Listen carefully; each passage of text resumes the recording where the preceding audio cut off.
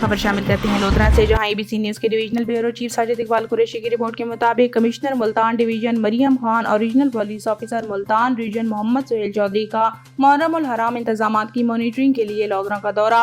वजीर आला पंजाब मरियम नवाज शरीफ की हिदायत पर कमिश्नर मुल्तान डिवीजन और रीजनल पुलिस अफसर मुहर्रम उल हराम इंतजामात की मॉनिटरिंग के लिए डिवीजन के तमाम अजला का दौरा करेंगे।